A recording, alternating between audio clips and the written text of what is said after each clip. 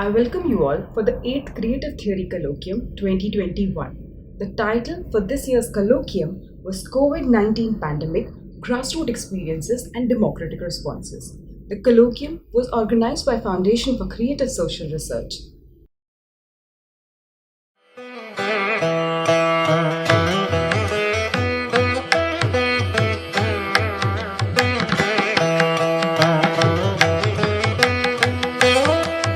Good evening to everyone present here. Let me welcome you all to this last session of day one of 8th edition of Creative Theory Colloquium.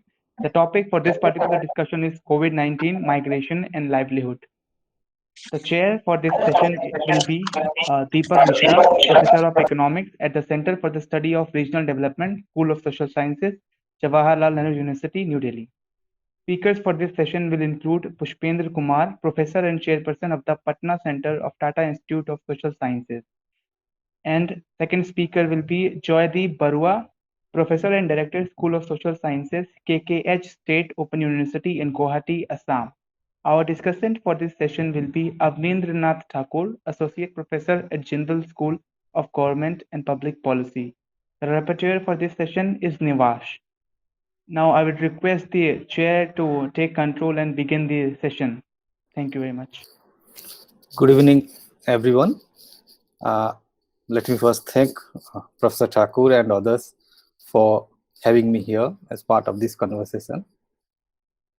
Our last session of this colloquium deliberated upon the interrelated issues of migrant workers during the pandemic, along with the question of rights of workers in general. Instead of putting my own views here, it would be probably better if I can just, highlight few of the issues that we just discussed, because I believe that this will have some implications for what we are about to discuss in this session as well. One of the first question is the linkages between what is happening during the pandemic in the short run and the long-term transformations in political economy of the country. We also noted that why the vulnerabilities of migrant workers are also rooted in their political marginalization. Much of the statistical invisibility, political marginalization that we have noticed in the context of the pandemic is in fact related to the broader processes of marginalization of the working class in neoliberal India. Having said that, we also know from whatever research is available on migrant workers in general that in India migration streams are incredibly diverse in terms of not only the factors that cause migration, but also in terms of the processes and the outcomes of migration. So what kind of structural processes, what kind of long-term and short-term factors that shape these vulnerabilities is a question that is intrinsically linked to the diverse outcomes of migration that we see. I think it is not entirely accidental that we find the socially marginalized groups getting concentrated in occupation, some of the worst occupations in the job market. They are also part of the most vulnerable and exploitative migration processes, migration contracts that we see in the country. So we need to probably have a more regionally focused, disaggregated analysis of migration in general, but specifically also what happened to migrant workers during the pandemic. We have two very well-known speakers, I would say, on the field of migration. So let me invite Professor Pushpendra first. I think each of the speakers will take around 20 minutes so that we'll have sufficient time for discussion. Thank you, Professor Pushpendra. Okay, thank you, Professor Deepak Mishra. And I also thank Professor Avnindra Thakur for inviting me to this colloquium. In the first session, Professor Hilal posed 5 questions, which I think are important for developing a theory or theories of the grassroots. But I'm afraid my effort is still limited to observations of the phenomena of migration, and this work is yet to reach the level of drawing inferences or building theory. When I was invited to this colloquium, I tried to understand what is creative theory. Uh, I had no idea about that before that. I watched YouTube videos of the first colloquium. It still seemed ambivalent.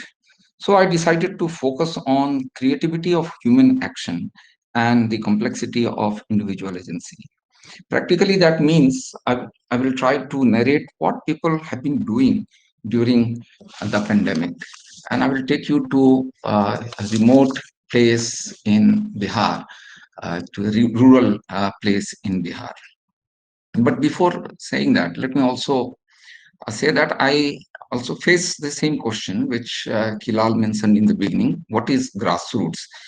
And where it exists and where it is absent? Because this entire colloquium is about grassroots. And so I had to find a working definition. And the working definition which I have adopted for this presentation is that all that is outside the apparatuses of a state, corporate, or party is grassroots. That's the working definition which I have used. In that sense, grassroots contexts are heterogeneous. And unlike Medha Patkar's field, the field I selected is devoid of any exciting or eventful happenings. One more thing, I was also faced with this dilemma, which migrant to discuss, interstate migrants only or both intrastate as well as and interstate migrants. And I decided to include all for the sake of comprehensiveness. And my observation is based on my presentation is based on observations at a place called Miya ke Bhatkan, which is a gram panchayat comprising 7 revenue villages in Jiradei block of Siwan districts in Bihar. Actually, this has a researchers team based there since late 2017. They are doing ethnography and they are writing their observations in the form of stories. So my observations are confined mostly to Bhatkan village, one of the 7 revenue villages of the panchayat, where at present there will be around 650 to 675 households. It was 583 households in 2011 census. I would also, if time permits, I would like to make some specific observations regarding the state action through Rural Livelihood Mission, or if that is not possible, at least what state tried to do through skill mapping, or what was announced that state would be doing. So skill mapping, so what happened to that? Because that relates to overall livelihood of migrants, return migrants. But before I narrate my observations, let me add one more disclaimer, that these observations are fractured. They are insufficient for drawing inferences. So, and this is due to restrictions on movements and fear of COVID, and also because I too suffered from coronavirus twice. So now I would like to go to my narrative.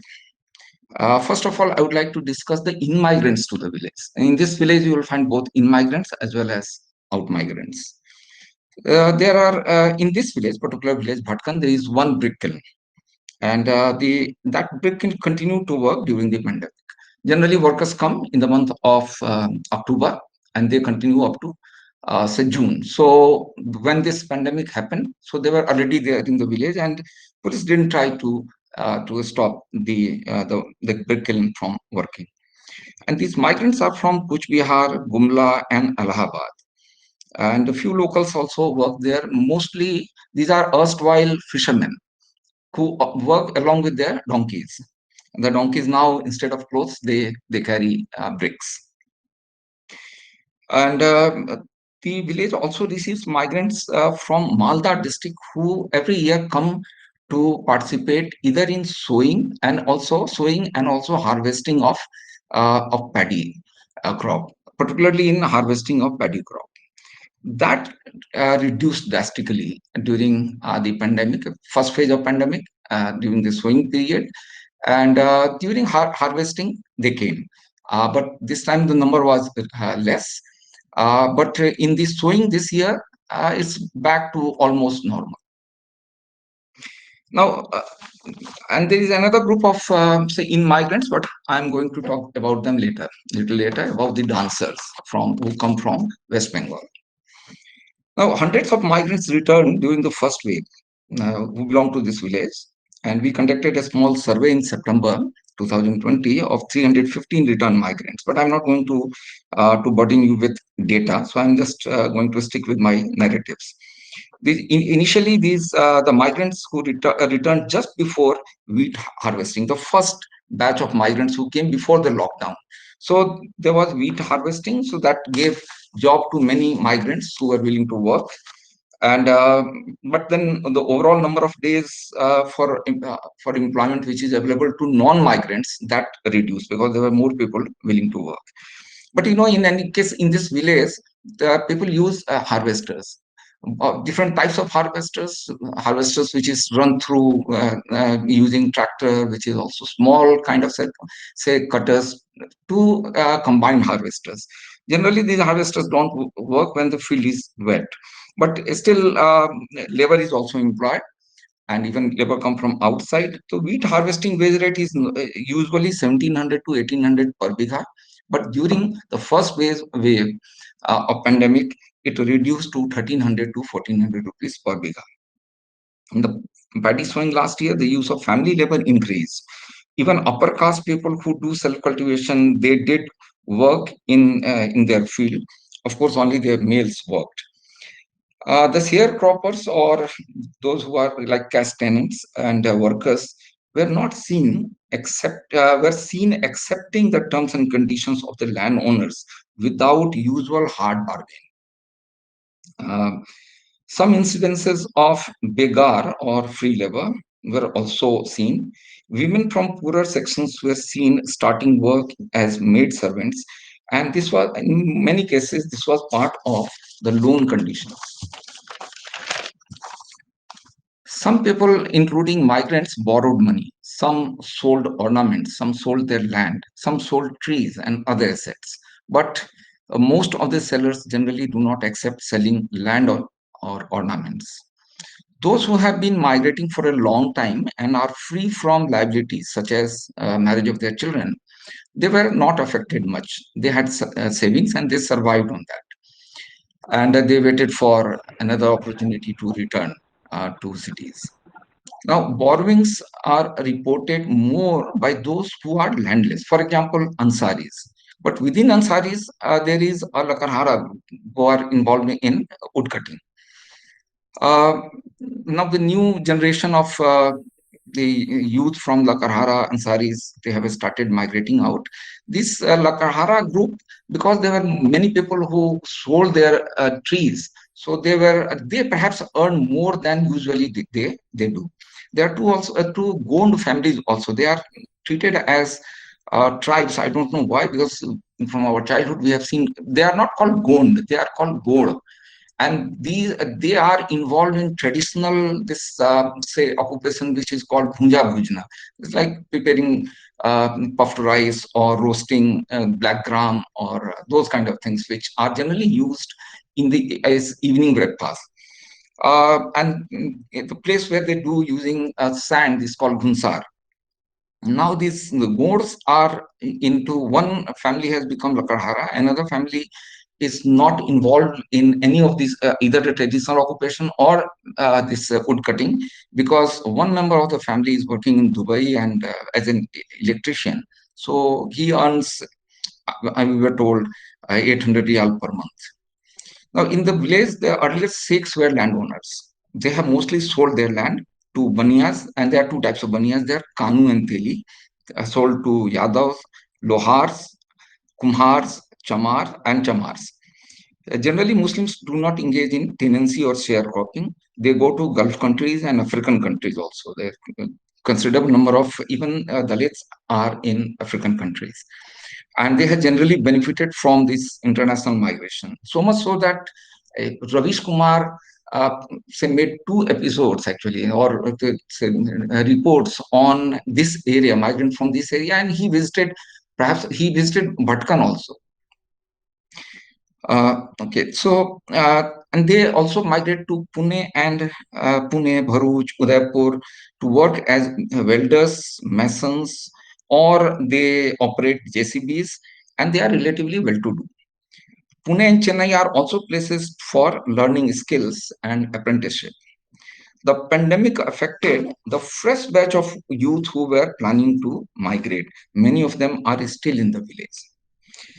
Now, I would like to talk about Rajputs. They are like, it's not say typically migrants in that sense, because many of them are like commuters. Some of them are like they come to the village on weekly basis, those who are in the town. But it's this boundary between migrant and non-migrant is quite blurred in case of several occupations. So and these Rajputs are based in a village or habitation called Narendrapur, which is just adjacent to, almost contiguous with Bhatkan village. But I thought let's also talk about this community. Now, this most of the Rajput families have at least a member who is in job. They are mostly in civil courts, and there is a history why they are in civil court, because one of the Rajput member of that village uh, recently, I think sometime back, retired as Supreme Court judge, and his influence worked to that extent that he was able to accommodate many Rajputs in civil court related jobs. And there are some returned migrants, but it seems that they are not in distress. Of those who are without job, some have sold their land and they are surviving on the money they have got. Some earn actually from rents. Some have, say, rented out their houses to, say, Anganwadi supervisors or others who have come from outside. They also earn from the agricultural implements. They lease out land. They also have transports business. And there are 3 and 4 Rajput families who are liquor suppliers in the area, and they have also employed some Rajput boys as delivery agents.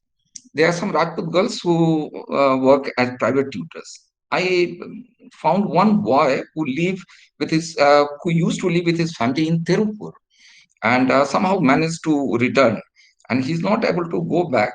He's also a liquor seller at present, and he works with BJP, and he earns some money during elections. In fact, cutting across caste, youth earn some money during the elections during that period, October, November, or December. During the campaigning, though campaigning was, because of the pandemic, was low keynote campaigning, but still people work, earn money. And there is another group of people who gained actually during pandemic, and these are money lenders. Now, who are these money lenders? I didn't find any say money lender from Bhatkan village, but people in Bhatkan village, they borrow money from people who are in adjacent or nearby villages. Now, there is one Yadav family. Actually, this Yadav family earns more from money lending than any other occupation, and they also run few this dance and or the song parties. Not can't call it orchestra, but it's like local orchestra groups. So he owns 4 of them, though the business was didn't work during the lockdown, but he earned handsomely from money lending.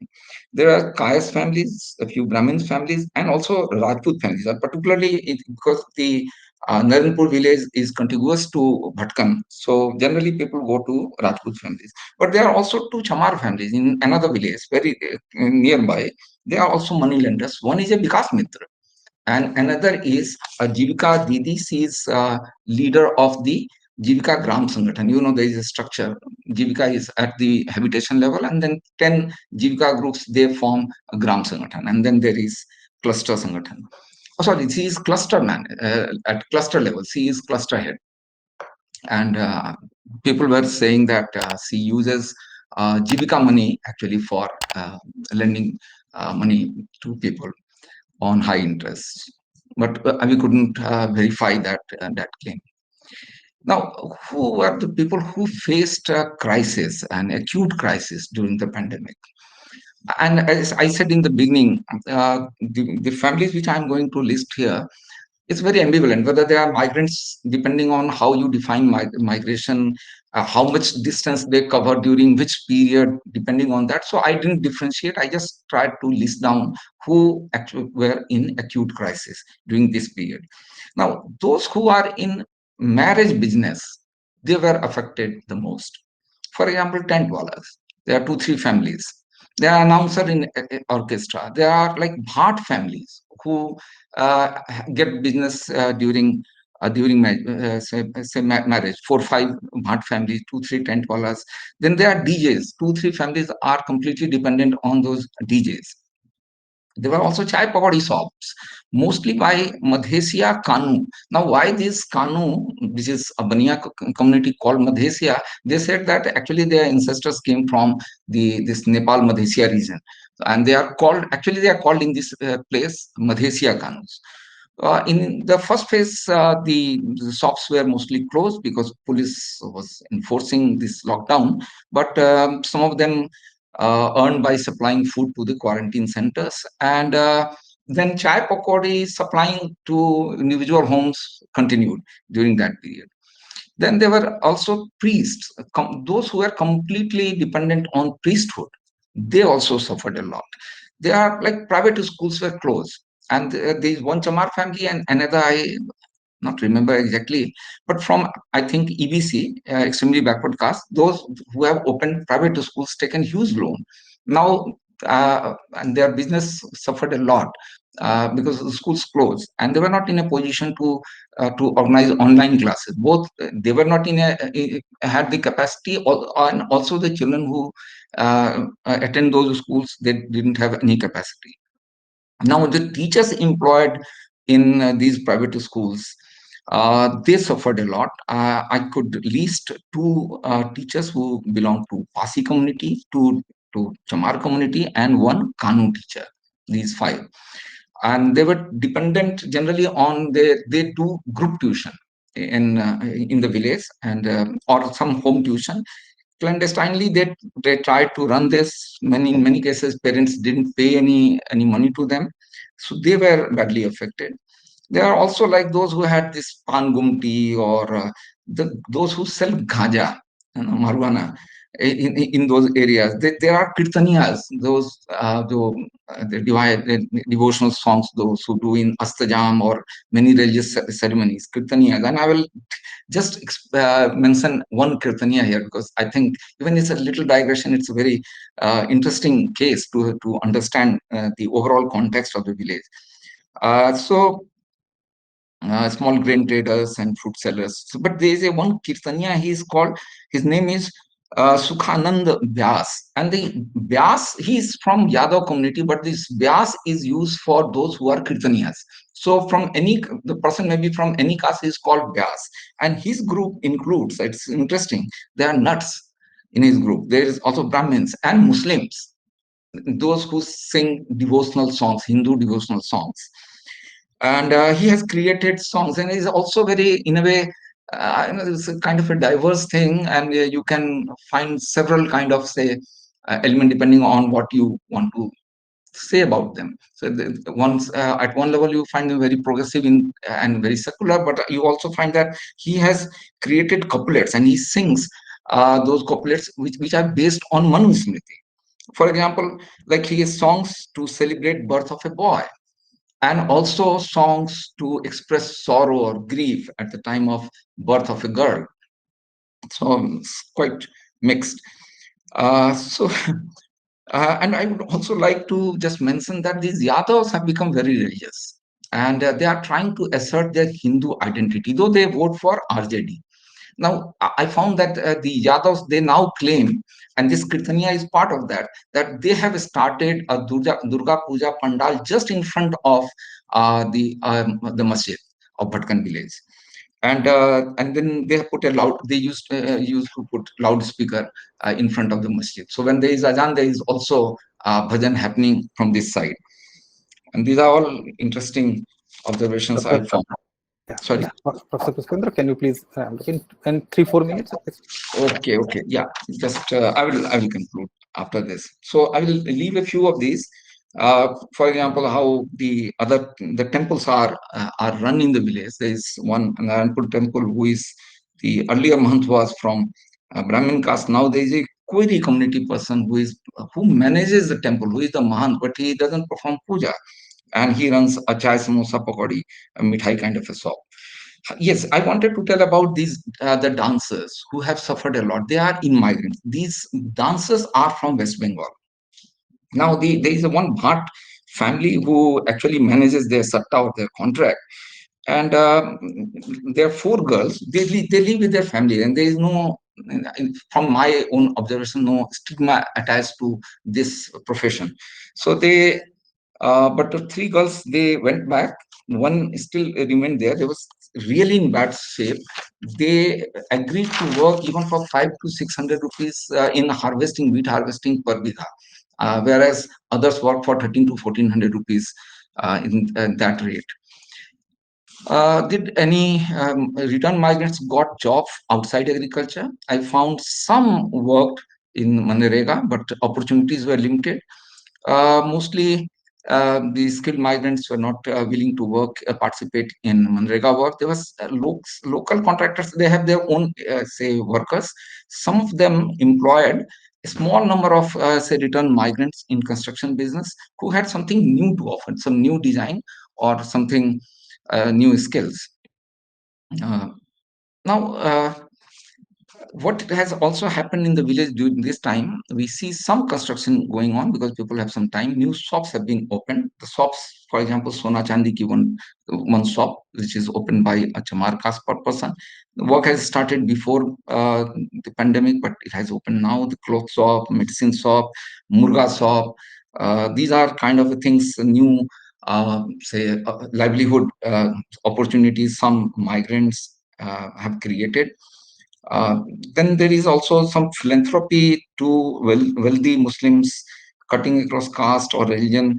Irrespective of that, they help people with grain. The local NGO was involved only in awareness generation.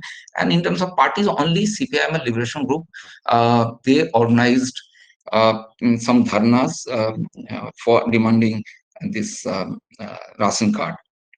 Now, I will conclude then with just few trends. As I said, I am not in a position, or this will be too say premature to draw any inferences based on only these observations, and and the restrictions on the field work which we had during the pandemics didn't allow to do elaborate observation. I think still more observations are required, but some trends which I would like to draw your attention and perhaps will help in drawing inferences.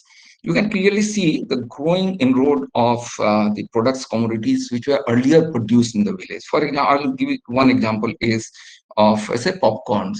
Because the gunsars have closed, now you see the packed popcorns coming there. Animal feeds used to be produced locally. Now these are all from the market. You also find this is the sweets, local sweets, mithais.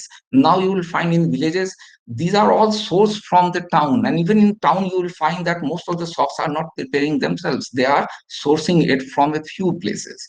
So those kind of things are happening.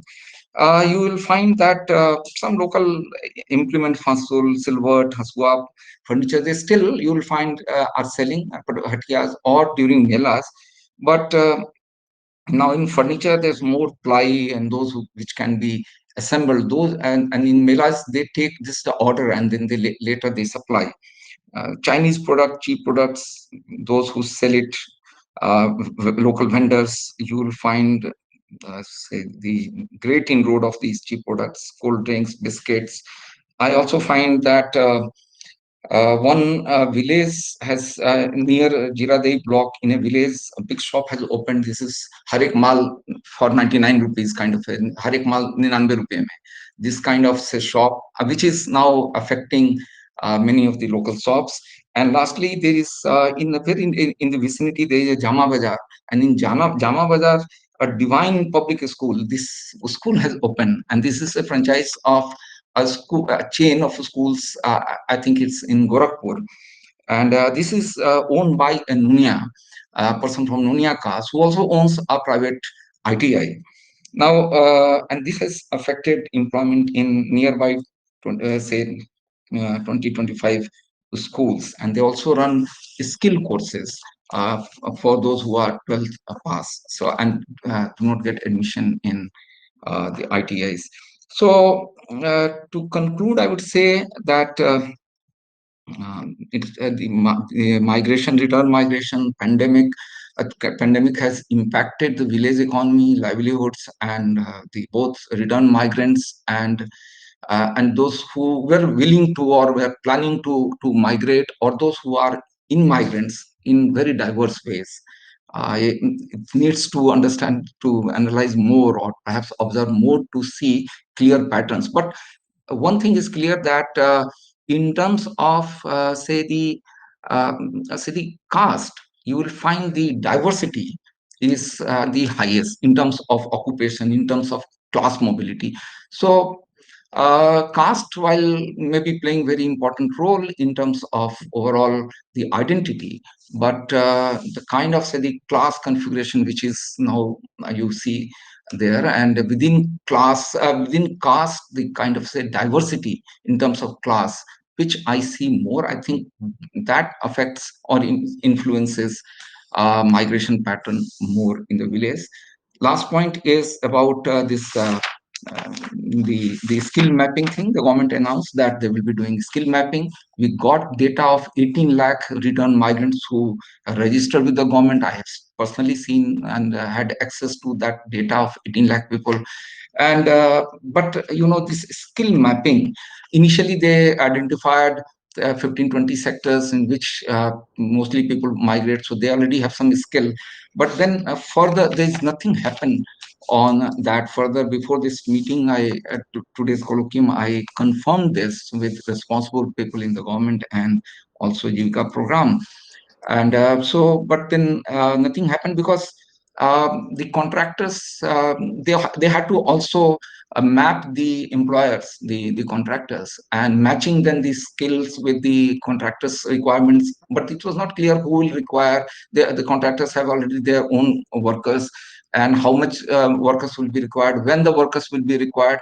So nothing happened after that. And then the government people say that after 2.5 months, out of these 18 lakh people, some 11 lakhs went back, which is it's difficult to actually to verify this claim. So on that front, nothing happened. I will stop here. Sorry, I think I took some more time. Thank you, Professor Pushpendra, for that rich narrative. May I now just invite Professor Joydeep Boruah for his presentation. Thank you. Thank you very much. Am I audible? Okay.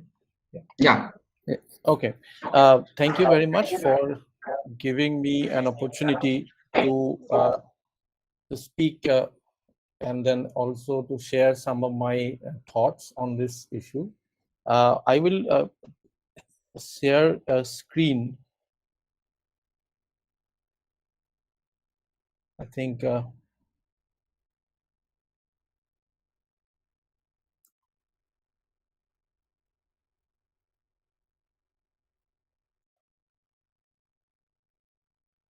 broadly, I'll be speaking about COVID-19, migration, and livelihood concerns. I have termed it as a livelihood concerns. The kind of concerns that I can see and I would like to share, which are related to COVID-19 and also migration.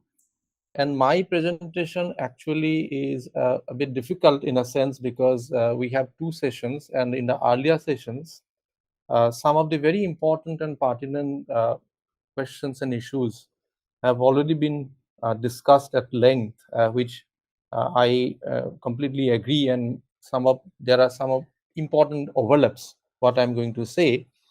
But nonetheless, and then also I can say that this presentation is a completely in contrast to what Pushpendra ji has actually spoken, because he was more local setting and then kind of nuanced the livelihood concerns he has raised. My thing is a little bit just opposite, because I would like to concentrate more on macro issues, and then not really the localized and then micro setting issues. Of course, simply because it needs a lot of observation data and fieldwork, which is not at this moment possible. But whatever I could see in terms of the issues and in terms of data, I'll be trying to put this in the presentation just to give you a visualization, and then I will speak on some of the things that clearly emerge, which we can think about in terms of mobilization at the grassroots, both politically and as well as and otherwise. If you look at the things, then this has been already talked about, that in the first session also. So far the virus is concerned, it is neutral. It does not recognize the person, whether he or she is rich or whether he or she is marginalized.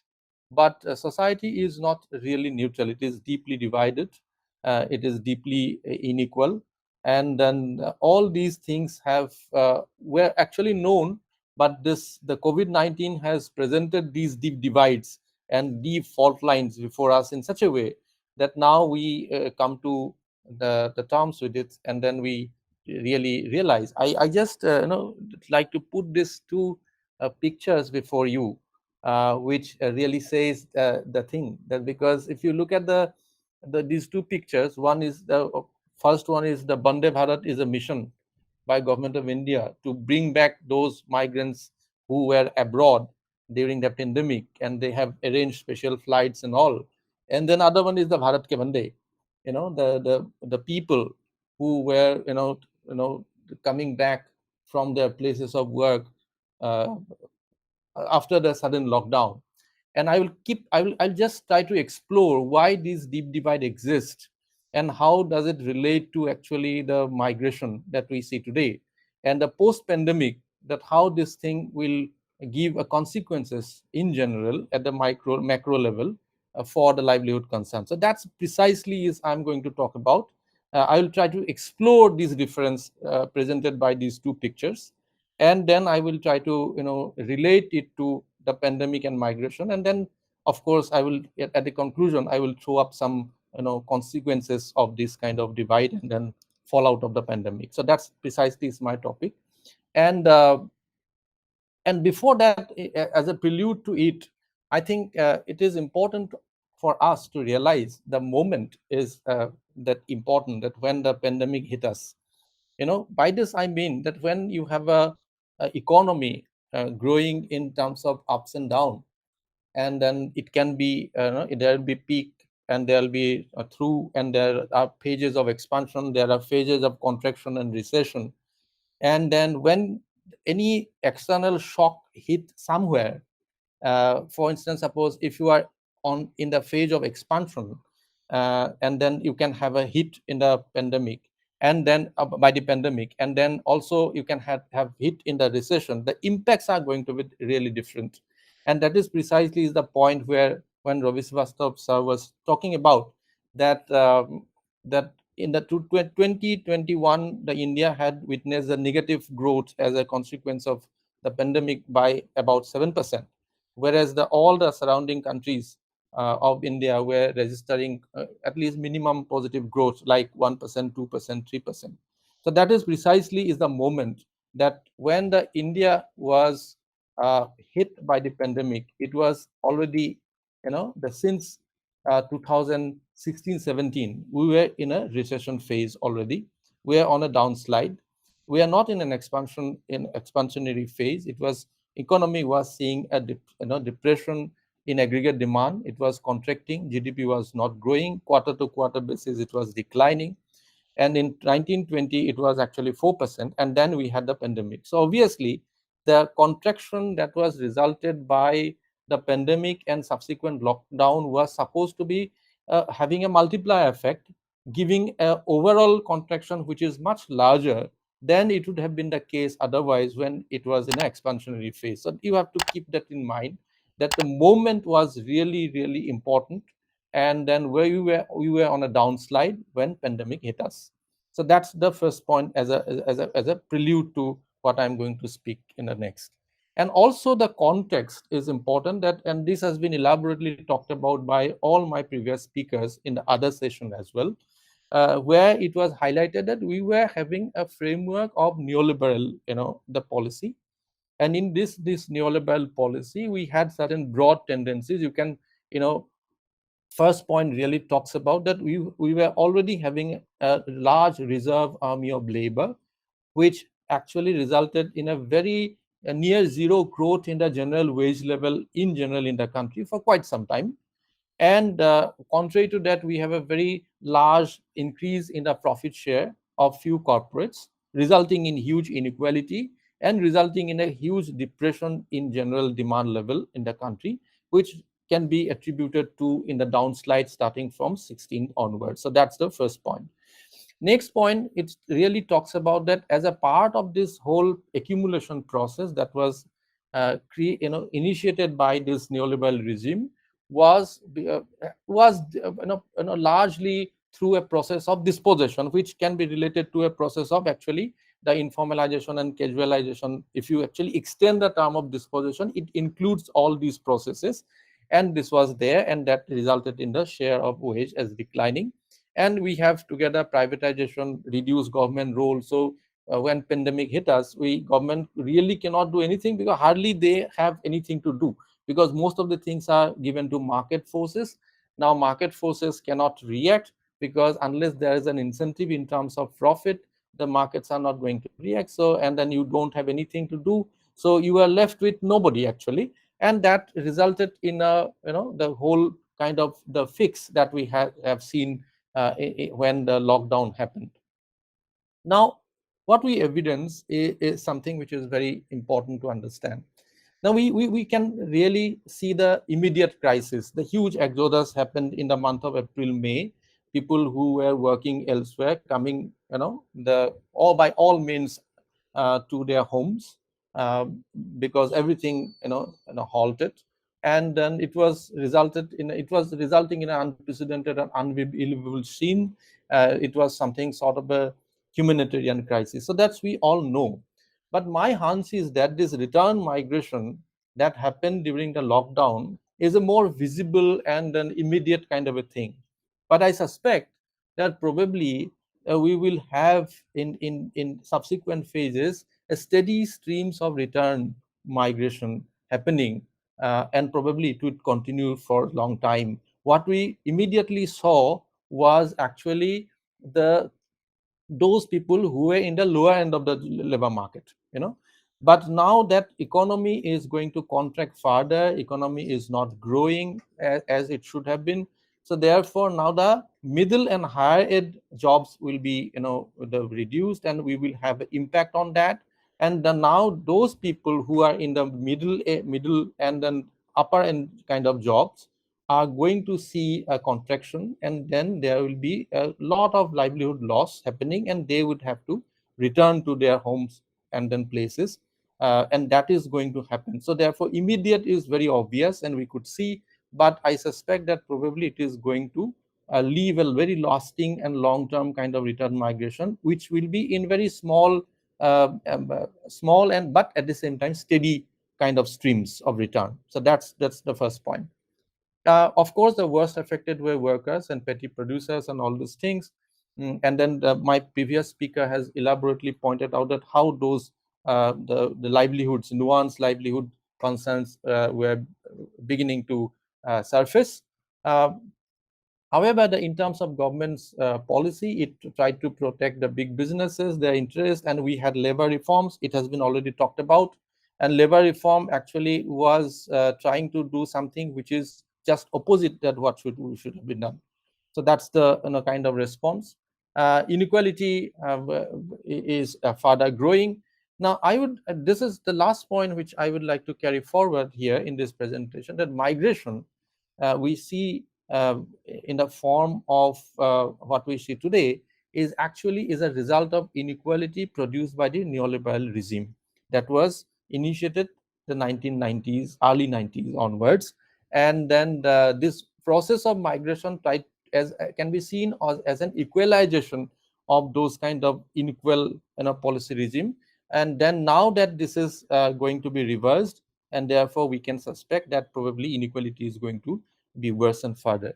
Now, let me give you a very important map which will show you some idea. This is taken from this is somewhere April.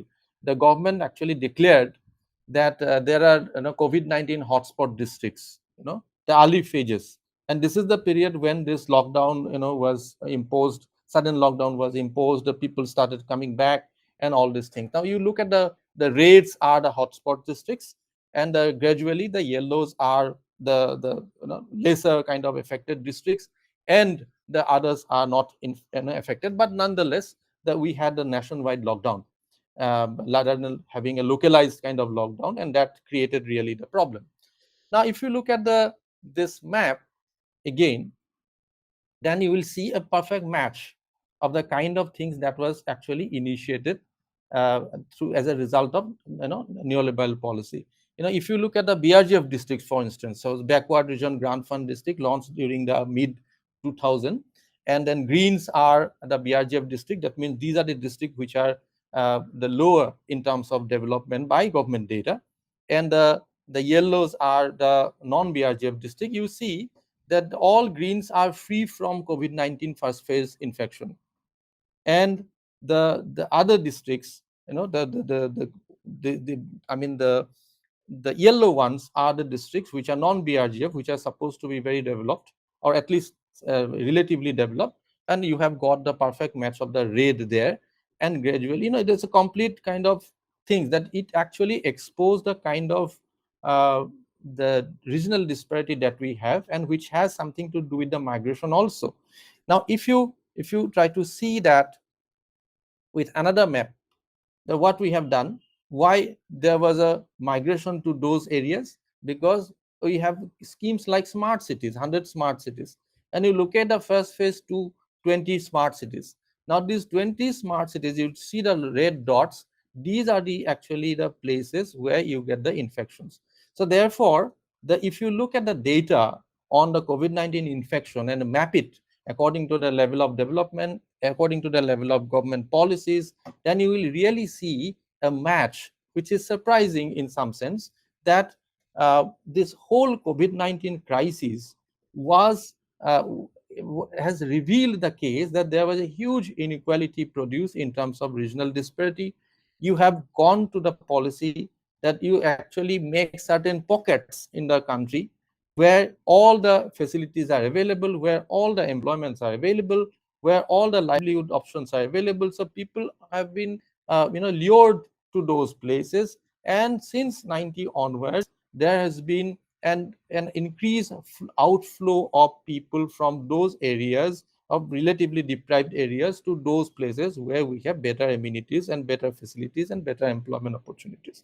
And then when COVID-19 hit those areas, then there was a return kind of flow, and then government was in a fix because they do not have really any instrument to tackle those situations. Most of the things are left to private.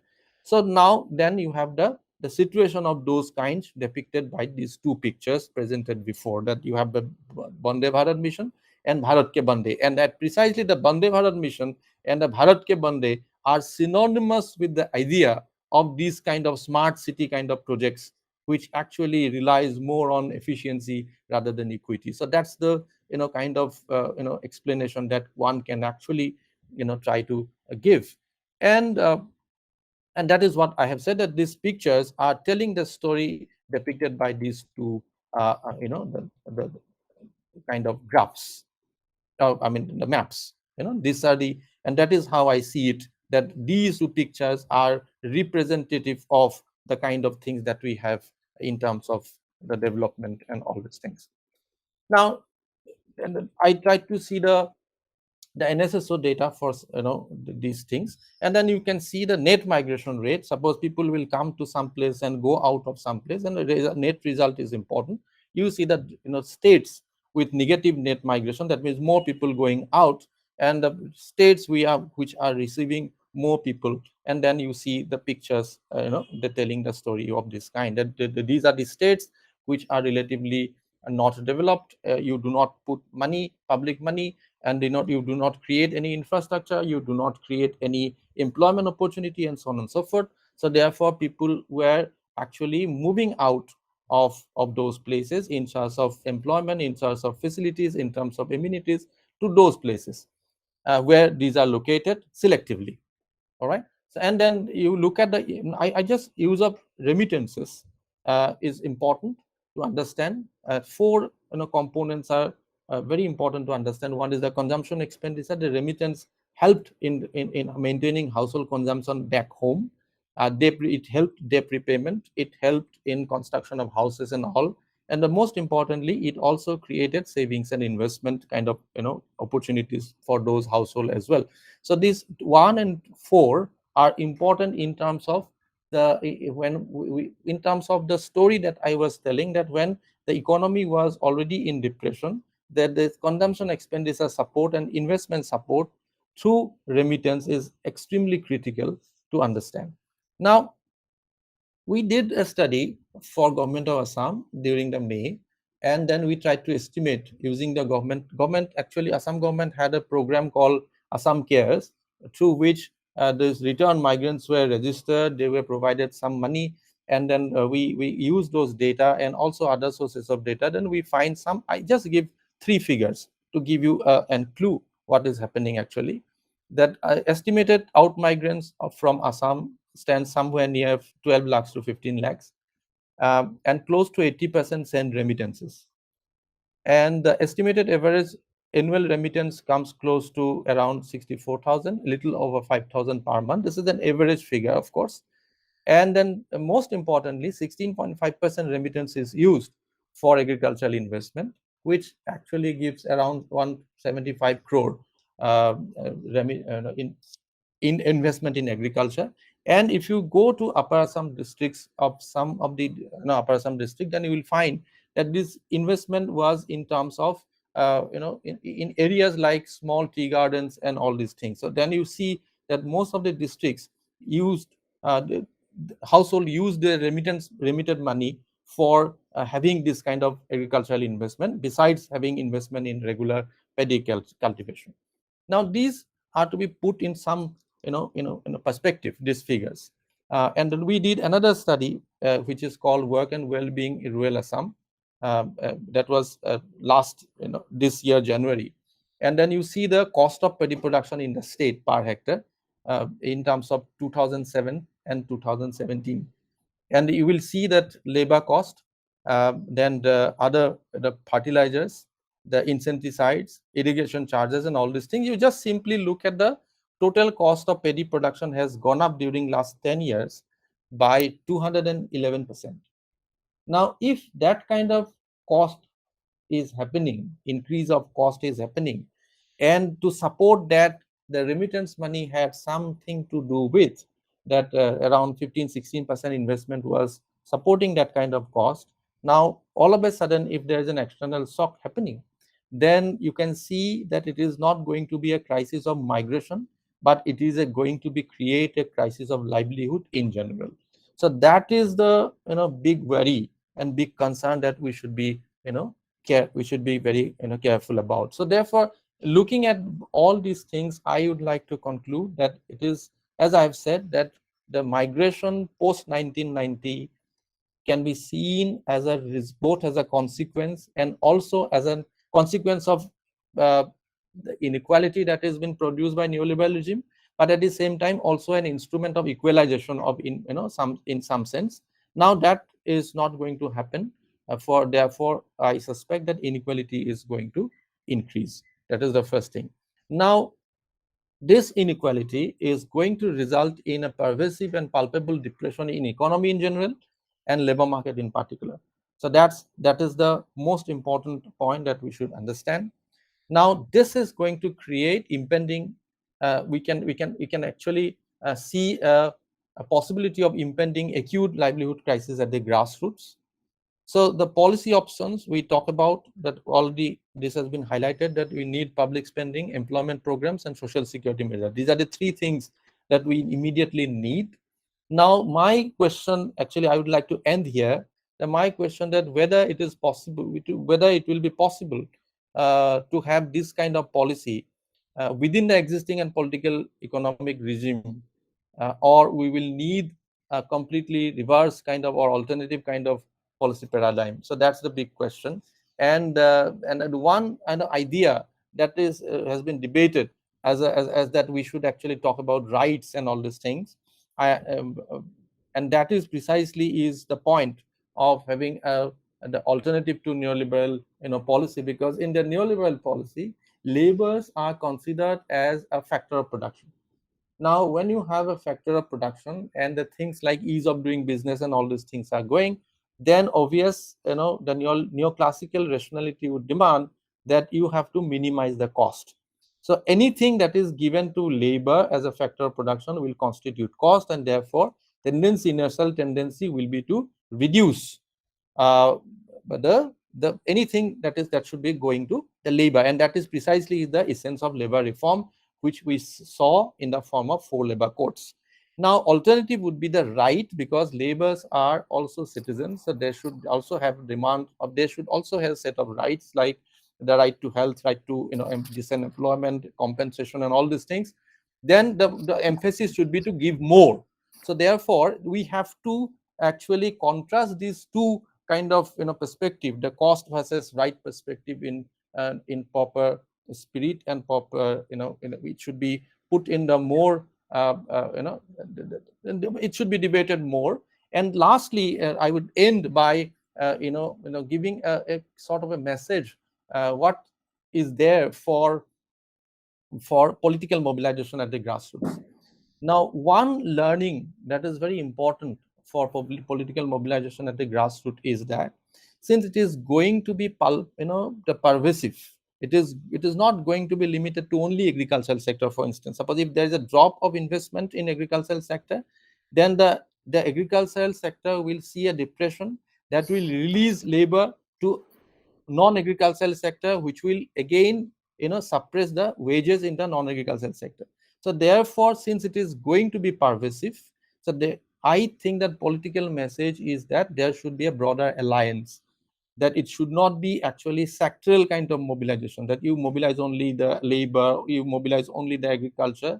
It's not like that. If some sector is seeing a depression, the impact is not going to be limited to that sector only, but it is going to spill over to other sectors. So that calls for a broader alliance at the political level, political mobilization. I think then probably we can have an alternative political mobilization at the grassroots, leading to kind of policy change that we want to have. Thank you. Yeah. Thank you, Joydeep, for that excellent presentation. Since we are running short of time, I'll straight away invite Professor Avnindra Thakur, who is the discussant of this session, to present his views. Maybe 10 minutes.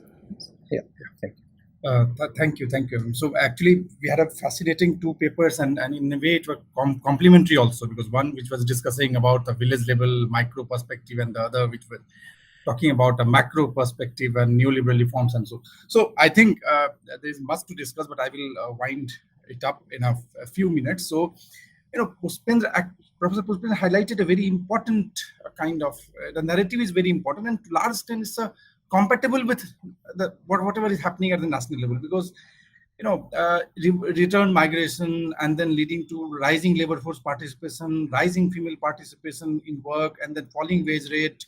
So all these things are, and of course some of the business were devastated during that time. So these narratives are very much compatible with overall discourse which are there at the national level.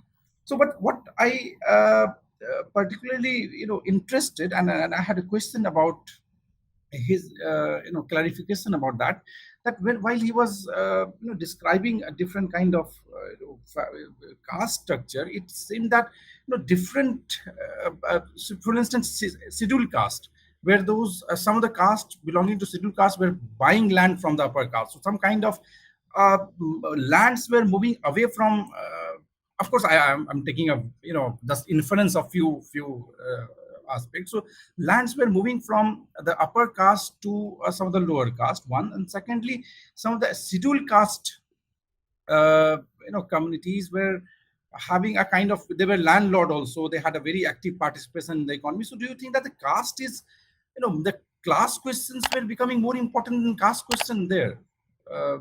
So one, and second, my question is, since that village were also having in-migrants, so what my perception says that, and while looking at your presentation, it was primarily an agrarian village, because you talked about only brick industry, which is primarily, almost every village has one or two brick in or near its vicinity.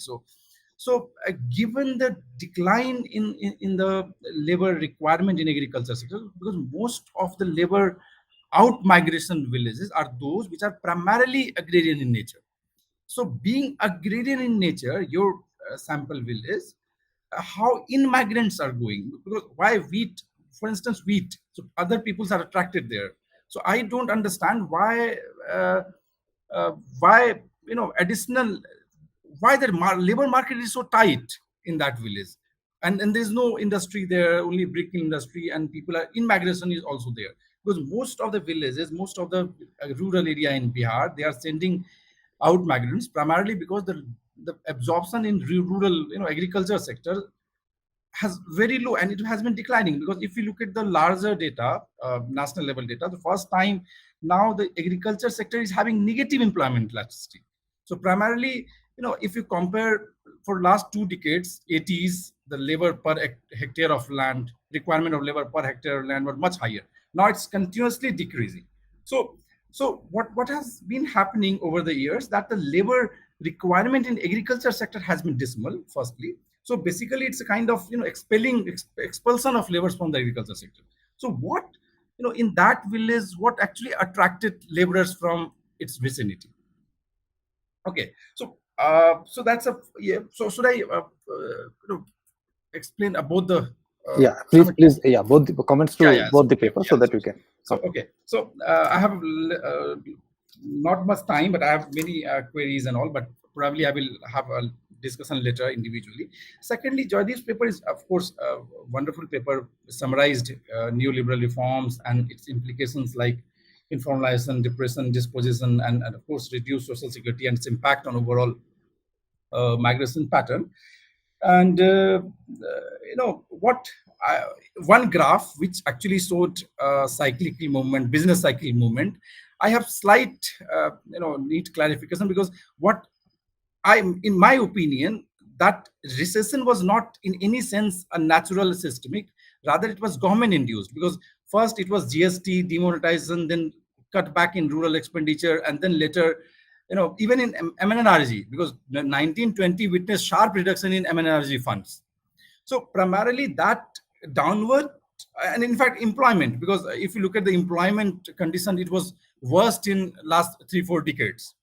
And so what I'm saying, that when downward trend was, rather it was business cyclic movement, it was government induced a kind of recession which was there. And then of course the response by the government was not favoring the needy one. So that I want your comment on that. And further, you talk about remittances and agrarian kind of cost and cost structure and all, but how do you think the crisis is from the reversal side? Because it's agrarian distress. Because of that agrarian distress, and of course and laborers are displaced from there, they are moving out, they are supplementing their income or wage income or agrarian income. So basically it's the causality might be from the other side, because agrarian distress has been persisting for long. It's basically sending back people away, okay, so in the cities. But so my question is, from where do you see the causality first? And secondly, when you talk about cities and development, so if we look at the data for last couple of decades, it clearly seems that it's basically unorganized sector, informal sector, which is actually attracting those laborers. So there are hardly any Louisian modern sector which are ready to accommodate these dispersed labor from the agriculture. So what is happening? Their livelihood condition has not improved much even after migrating. So what is happening? They're moving out from the agriculture because they are not getting anything. Of course, their average income has been very low, and agriculture is definitely working as a last resort kind of thing. They're accommodating, just providing a substance wage rate, substance kind of livelihood. So people are moving out from there, and they are engaged with in our informal sector, and they don't have any kind of social security there as well.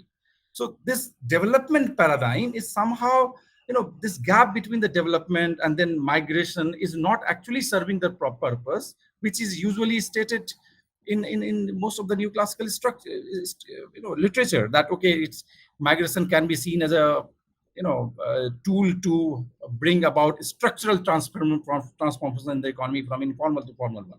So my question is again, so how do you see that? Because and thirdly, we're connected to that, because they are not getting much even after migration, and lots of data says that they're they still remain under the informal sector with low wage rates. Primarily their lack of employment days which they are getting in local area, they are moving out. So it is also evident that seasonal migration is much more rampant than permanent migration, because in the agriculturally slack region, people are moving out and they are getting jobs somewhere, some additional earning, they are moving back to their villages while agriculture operations are in place. So how do you see the landman relationship, changing landman relationship with the incidence of migration? Because when land reforms, parcel land reforms happen in West Bengal, it was to large extent successful in curbing the out migration of unskilled laborers. So how do you see the landman relationship and the reason of migration from these North Indian states like Bihar, UP and all? Okay, so largely these questions, but I will stop myself here because I have too many questions at this moment. Yeah. Okay, so thank you. Can we have a few questions first, and then I'll come back to the our presenters to respond to the. So please short and pointed questions. May I ask a question? Yeah, please go ahead. Thank you so much for your... There's an echo.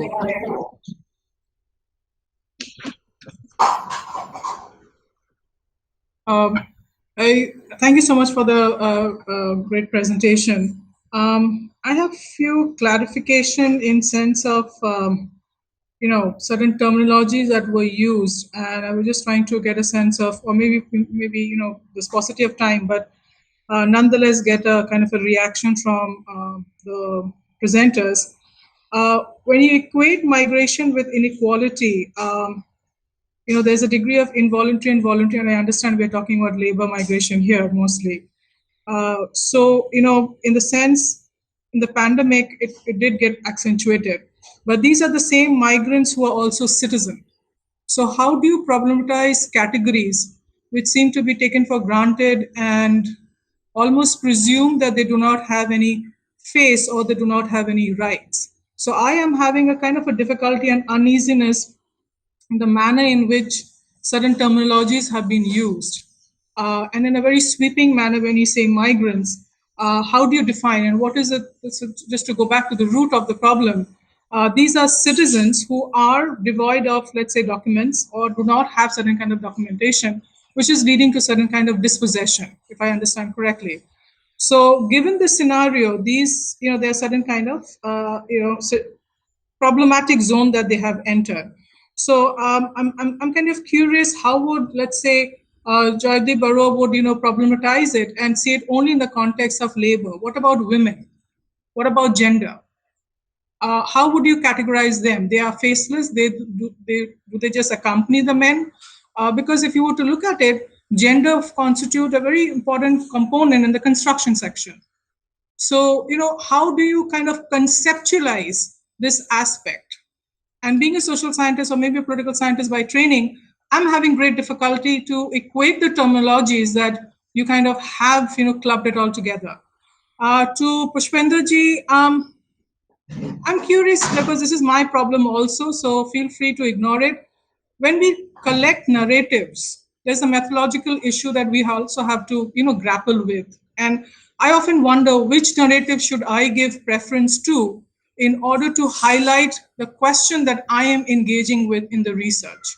So every narrative is a lived experience. So, I'm trying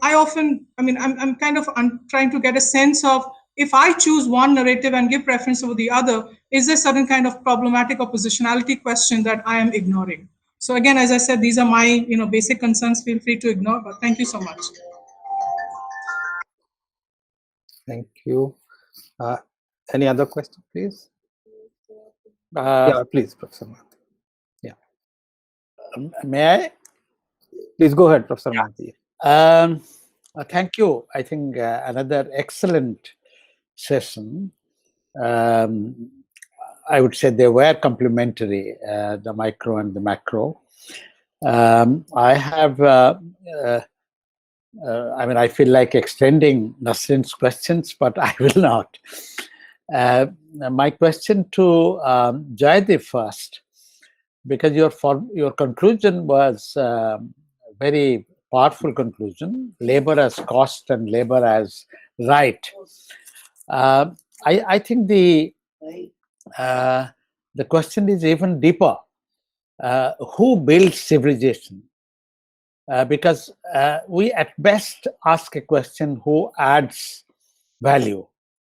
But who adds value to what on a long-term stable basis, in what sectors and over what point of time? And that perspective seems to have just gone off all social science analysis. Philosophers do a little, but not very much. And in the epoch of colonialism and capitalism, and continuing so even now, labor as builder of civilization, and therefore has rights as well as and what kind of rights? Just not just citizenship rights because they are members of a state, not just human rights as humans, but as people's rights, as natural beings' rights, and we can go on. I think so if we build this wider concept of builders of civilization and give value, and then see in different phases who plays what role, you find that how this particular calculus has just gone out of social science, has gone out of economics, and in politics, it has become part of the voters list rather than a comprehensive understanding of society and work and who does what for whom, that comprehensive concept. If you do so, then COVID illustrated how this phenomenon has reached a zenith, I would say depth. In other words, how labor has been just disposed of as a disposable category. So that political philosophical point really underlies the migrant labor discussion and when Deepak earlier sessions also talked about, and Joydeep talked about the long-term questions. It's not just the economic trends before the pandemic. Even that is a product of what kind of society we are building, what kind of economy we are building, and look at the way business as usual has returned under the auspices of our elites. Therefore, the labor-centric concept of social analysis, social thinking, and social philosophy, how to bring that into the migrant labor analysis. Now, for example, this village in Siwan, which is getting transformed, you see different kinds of labor and a multiple level struggle going on. And I will leave it to Pushpendra to answer, Nasreen. But I see that diminution of labor and more hierarchical fixation of value of labor that's going on and accentuated in capitalism in general, neoliberal capitalism in particular, and pandemic illustrated that even more. Even though you find some people opening shops, some people taking advantage of the crisis, and so on. So that is the long-term trend. And there is no reversal of that because there is no political mobilization, political self-organization of labor as a whole and migrant labor in particular. Therefore, the larger question that pandemic has raised in relation to labor has to engage us. That was my plea. Thank you. It was a great session. Thank you, Professor Mantik. Professor Manindra Thakur, you have a question. Yeah. Please go ahead. Yeah. 2-3 things. One is just query that the name Miyake Bhatkan. Really, I would like to know what is this? What does that mean? Since you are doing this storytelling of the village. But more importantly, do you think what you are suggesting would be leading to a conclusion that this right-wing thinking has really penetrated into the traditionally what you call now OBC or traditionally middle caste? In Bihar, probably the middle caste does not vote for right-wing as yet, or the process has now started that people are saying that it's kind of OBC part becoming, BJP is becoming OBC party. Is it that what you are capturing there? This is one thing. And second is that in the village, families staying and getting involved in the profession of dance, that I could not understand. Is it a kind of regular phenomenon where such kind of performances are organized? Or is it like a very crude form of dance or some professional dancing? What is that happening? And labor migration from Malda to Bihar, that also I could not get. What is the expertise of that labor which gets migrated from Malda to Bihar? To Joydeep, I think two interesting points. One, that maybe we are going to see more exclusion of labor from the labor market and casualization of labor. And you are probably right that it is pandemic which has brought it too fast to us. We were already in that process. And I would like to bring your attention towards the technological attack that's happening. Probably that will also redefine the kind of labor that you require. A new kind of technology, not only in agriculture, but also in other sectors, may exclude a lot of working class from factories or from other sites very soon from the urban areas. So this migration might take place due to technological onslaught also, it seems to me a possibility. So I would really agree with you on that. But how do you look at this technology thing? Second thing is that I think that point also, this political economy point, that how do we then fight against this new conceptualization of labor, that is the neoliberal policy has almost made a common sense. Probably we have to go beyond the category of labor and reorganize different sectoral discontents together to protest against this. Now, there's hardly any dialogue between different sectors, I guess. That is one of the problems that I think we are facing. How do you suggest that dialogue, or do you see any process anywhere opening up where such dialogue is taking place, including Kerala, if somebody is observing Kerala carefully? Thank you. Professor Singh, yeah, please go ahead.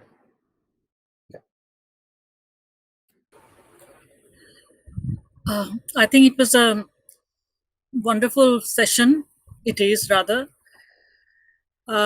It was particularly Joydeep's paper presentation was making me think, because he was coming up with data. It was like very clear. It was not much sociological analysis that you were doing, but the data itself was speaking. And I should tell you that the first real segregation of labor in the labor market happened on the basis of gender.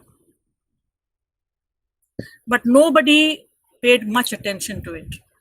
It is only socialist feminists who began to shout that a particular kind of process of exploitation of women's labor is involved in producing the kind of profit which is not even acknowledged. So they began to demand their own share. They began to demand recognition of their own contribution. Now we see that it is the process of informalization of labor which is the way forward. It is not the formalization of labor, meaning to say that in the way women's labor have been used by capitalism for creating silent super profit is going to become the way for all labor. So the feature of labor, ontology rather of labor, is one of what is called casualization, flexibilization, various kinds of divisions of labor on the basis of various kinds of differences that we have as society or identities or whatever. It is this that is the trend.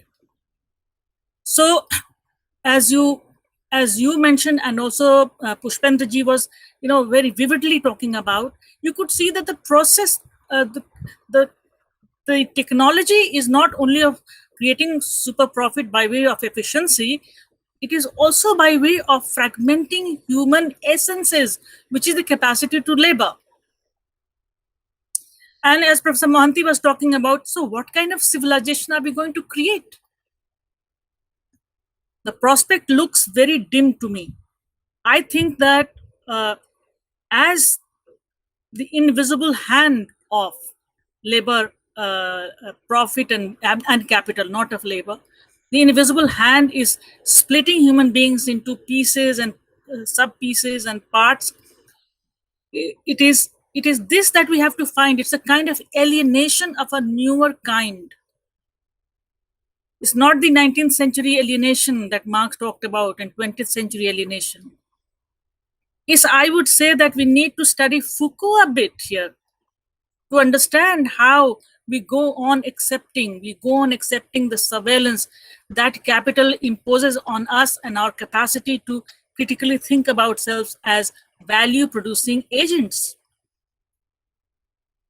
We are not producing value anymore, it seems, even if we are continuously laboring, because simultaneously we are in the process of flexibilization and fragmentation.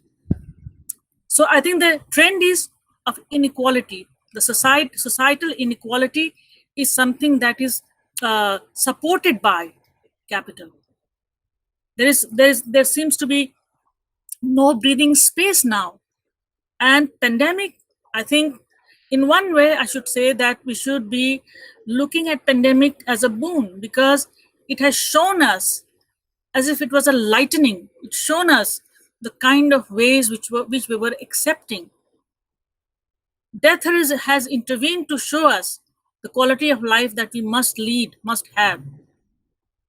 So I think that the hope that towards the end Joydeep was pointing out, hope of valuing human labor more than valuing profit, something that socialists and Marxists have been asking for a very long time, is undergoing a very depressing historical trend. And the way to struggle, the way to fight it, it has got to be even more critically analyzed, and new theories of solidarity are required. Unless we have new theories of solidarity built, there will be no unionization, no labor. The coming together of people to fight one battle is something that is a real challenge. I know it's a very oblique way of appreciating pandemic, but death has many more lessons to give us than life. Thank you. May I now? I think we are running out of time, so we have already over the time. So let me just. And we want to hear you too. Okay. Okay. Let me first. I think let me first give the chance to Professor Pushpendra and then to Professor Joydeep, and then I'll conclude. Thank you. Okay, thank you for these questions.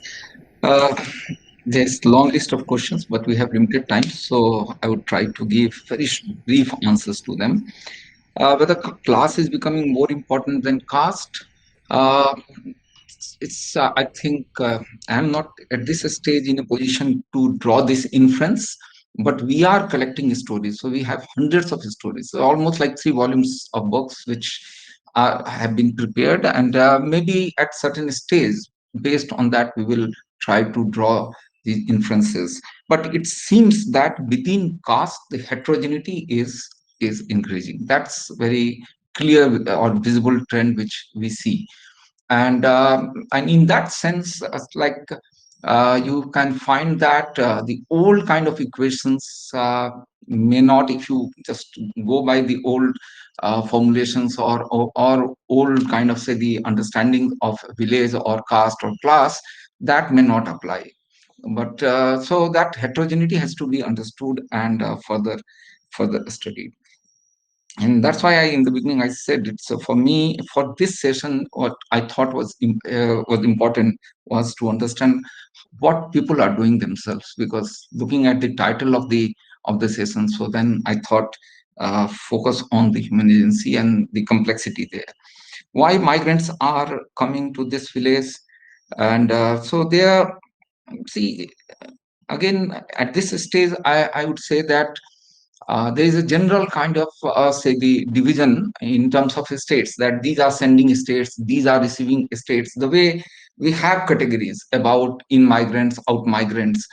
And I have been observing this, that this kind of categorization is no longer valid, and it denies rights of certain types of migrants, which actually move from say one type of low developed areas to another type of low developed areas.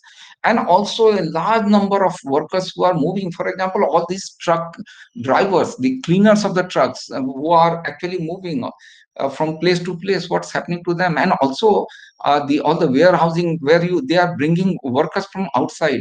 In Bihar, if you go and you see the Bihar Pul Nigam construction happening of all the flyovers, you have workers from Bengal or from Odisha. The contractors, big contractors who have taken the contract, are bringing workers from outside. So it's the watertight kind of, say, the compartmentalization of this in migrant and out migrant, say, sending and receiving, no longer applies. And if you continue with that, then you are going to deny rights to a certain section of workers.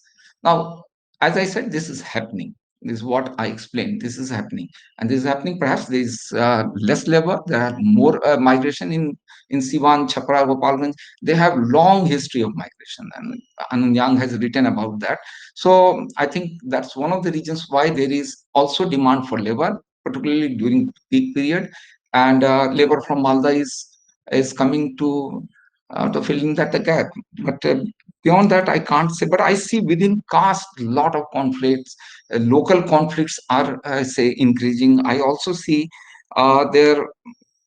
If you look at the way the institutions are working, they are fragmenting societies. Just look at the panchayat and all category of government employees, contractual government employees, which are paid a paltry sum, and they are actually let loose to earn money through corruption. And the way the fragmentation is happening, the way their own network is mobilized, and that perhaps partly at least explains why political mobilization was so weak during even this the first wave of pandemic. Why self-organization was so weak, quarantines were so badly run, but why people tolerated that? Even one Krishi, the Sahayak was beaten up, and he was beaten up because the Vikas Mitra instigated people to beat him up. So the kind of say fragmentation which is happening in rural areas, that we have to see, and perhaps we need to study it more to understand the fragmentation and why the mobilization is becoming weaker. Okay, and particularly the old type of Marxist mobilization, which Professor Sabda Singh was mentioning, that is day by day is becoming weaker. If you look at the way organizations of even communist parties, the Marxist parties, they work, it's more on the lines of general liberal democratic parties. It's less like say communist parties. And if it's happening because certain things are happening on the ground, and that we have to capture. We have to understand. So, in my view, understanding the phenomena is still very important. So, and that was my effort. I would come to the other questions. Why Miyake Bhatkan is, they say that people came here, bhatakte hue aaye. And then it became Miyake Bhatkan. But then you will find Babu ke Bhatkan. This Bhatkan word is used in the name of villages in that area very liberally. So there are so many, the Tiwari ke Bhatkan. So it's not only just Muslims. The Tiwari ke Bhatkan, Babu ke Bhatkan, there are many Bhatkans there. Now, right-wing thinking, penetration, yes, it's not only in this village. We have reports from friends, mobilizers who are working on the ground, that amongst middle class and also extremely backward caste, this is increasing. And particularly religious functions, these are increasing.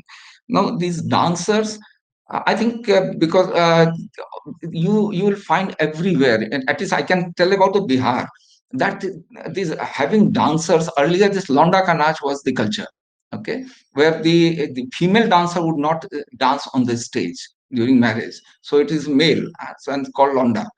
Now you will have say females, and in Patna, if you come and you during marriage season, everywhere you will find all the marriage processions which go, you will find women dancers within cage. So they are put in a cage so that male cannot harm them, and in the cage they dance. It's a wide phenomenon now. It's not just Miyake Bhatkan. And who are the dancers? They come from different communities. We have even local ones, not only Bengali ones. In Siwan, you in some areas you go, you have from Nath, from Bhat, from other communities, and we need to understand and study this phenomena.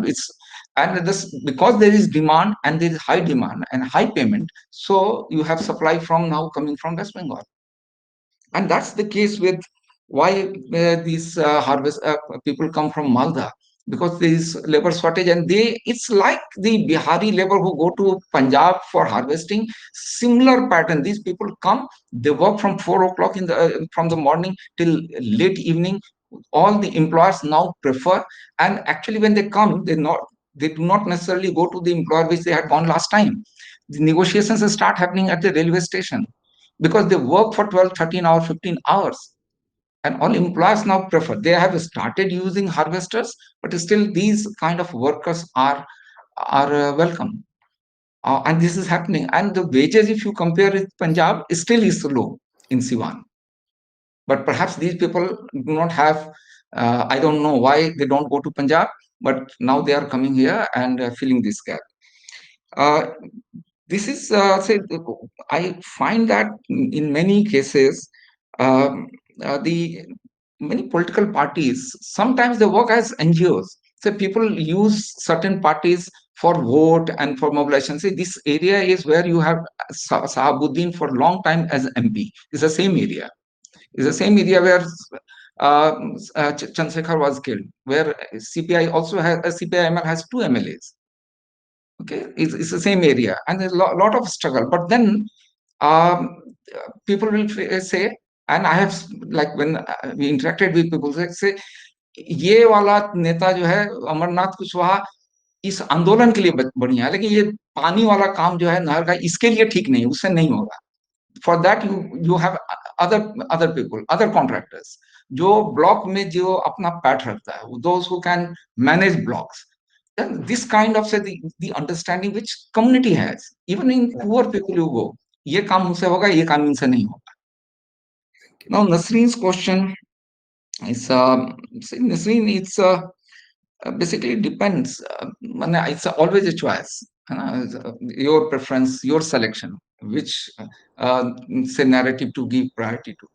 I made my priorities, and that also shows in a way that I am concerned about few factors where caste also emerges as one of the factors. Caste, class, interaction is one factor. But my point is, if even if something which say I didn't go by say conceptual categories, I didn't articulate things in those conceptual or in theoretical categories, I did it deliberately. I just want to understand the phenomena. And if certain things which are like contrary to the known conceptual categories, I would still present it. Because I think that's how we build new theories, or we build new, say, conceptual categories. So it's just a selection, it's a preference. But honesty lies in accepting those, say, aspects of phenomena which do not match with the existing, say, conceptual categories. That I tried to stick to this. Thank you, Professor Pushpendra. Okay. Thank you. Thanks a lot. Sorry for interrupting, but Joydeep, now. Yeah, very quickly. Please be I very mean, brief, yeah. yes. I will be very brief. And then, firstly, the two graphs, that the business cycle and then depression graph of India. These are not linked graphs. I am not suggesting that these are actually the result of business cycle. I just made the first graph to make the point that moment matters when there is an external shock. Whether if you are in a expansionary stage, the impact are going to be far less than you are in a recession stage. And we were in a recession stage. So these are not interlinked graphs. So that's probably that was misunderstood. And then the next question, which is most important, is the agrarian crisis, which actually force people to go out, and then then they come, when they earn some money, they send back some money, and again those money are invested. A part of it, 16, in case of Assam, we have calculated around 15-16% are invested, given the rise in the cost. And then if that is not happening, then there is a acute depression that can be expected in the agrarian front itself, making this crisis even further. And then already happened, already general recession is taking place, so they cannot now go out in search of job also. So therefore, that is why I said that it is going to be much more palpable and much more pervasive. It is not going to be limited only to the agrarian sector. It is now going to be spilling over to other sectors. And that is why I said that probably broader alliance and solidarity is required. So that's the point. But in case of Assam, it's slightly different, because I don't have time to explain all these things. I just make one point. The question of land here is not a question of only agricultural production. It is a big question of identity. It is a big question of culture and all these things. And it is the setting, agrarian setting is hugely different in northeastern states from the rest of the country. So that is historically so, and it is still it is. So that is another dimension. Probably we cannot go into that terrain because we don't have really time to do justice on that. A Louisiana transformation, I completely agree. It is not a Louisiana transformation.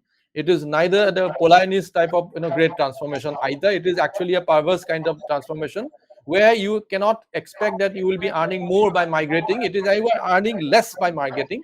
It can also happen. So I completely agree on that.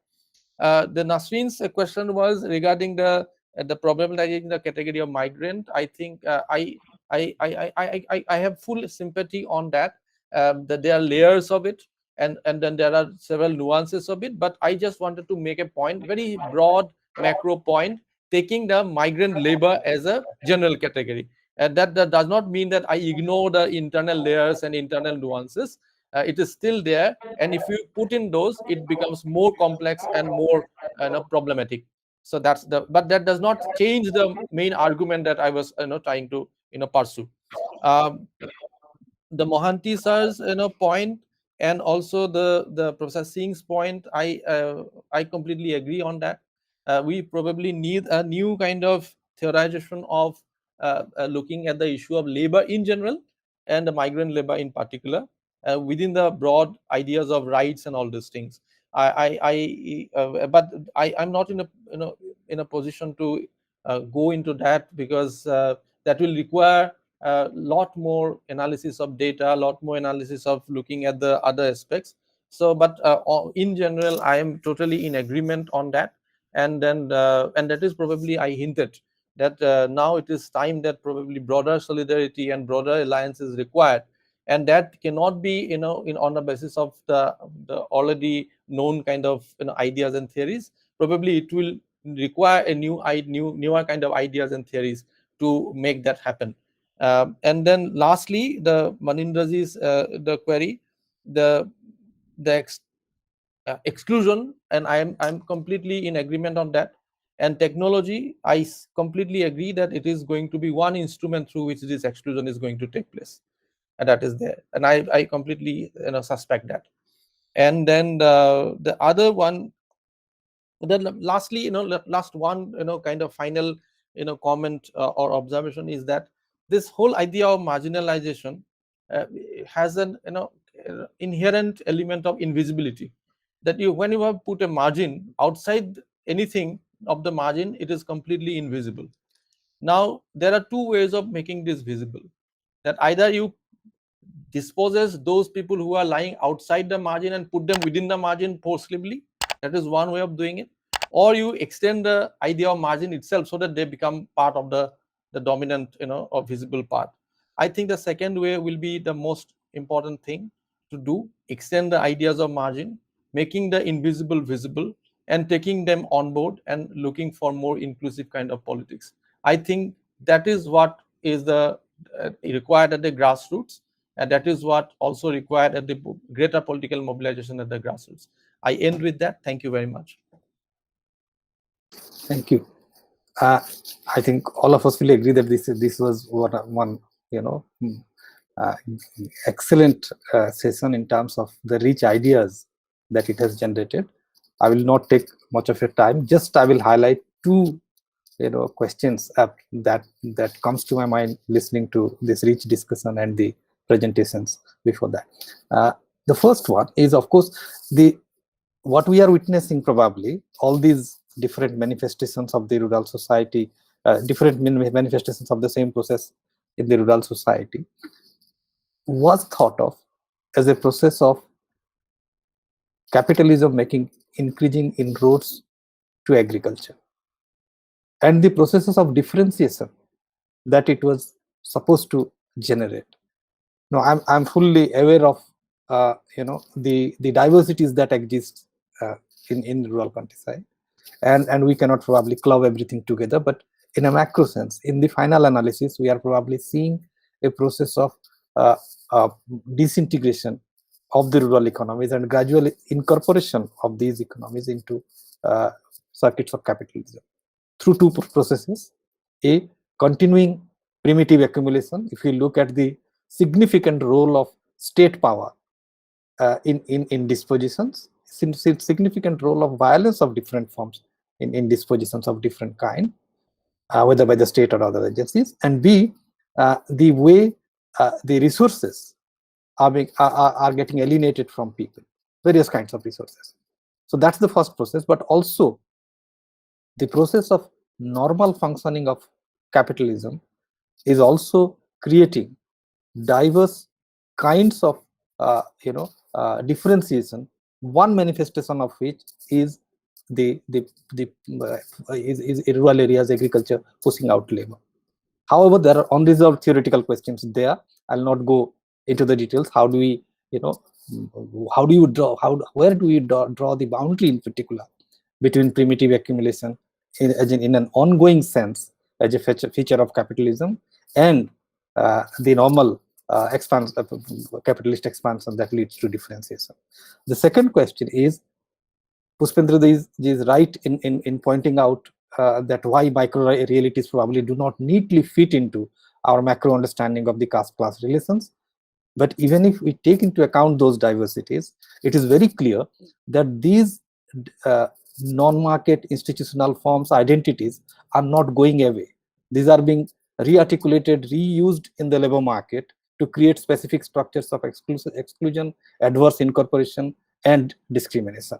So the continuing role of non-market institutions under globally integrated capitalism is another theoretical question which we have to grapple with. Last question is about the informal economy. Much of what has happened, much of the distress that we discussed has its roots in the way labor is employed in the informal economy. But informal economy to this day, to the best of my understanding, continues to be theorized as a residual sector, something which is not formal, something which is probably in a regulative sense outside the domain of direct state control, so on and so forth. The production relations within informal economy, the fragmentation of labor processes that we see increasingly as a global process, all these things need to be understood in its complexity before probably we come to that understanding where an alternative conception of an economy keeping labor as at the center, which was talked about by Professor Mahanti and the others, that requires that we understand these processes in terms of the theoretical understanding. And before I forget, the entire process of migration, including those who are left behind and the relationship between origin and destinations, signify the way labor subsidizes capital in the final sense. And our political class has actually accepted cheap labor as a legitimate objective of economic policy that should be the starting point to create a broader perspective for political mobilization. Thank you very much for passively listening to me. Stop. Thank you. Excellent. Thank you very much. Thank you. Thank you all. Thank you very much. Thank you, everybody. Thank you for being here today. So another good session of Creative Theory Colloquium comes to an end. However, we are not done yet. We still have another day to go.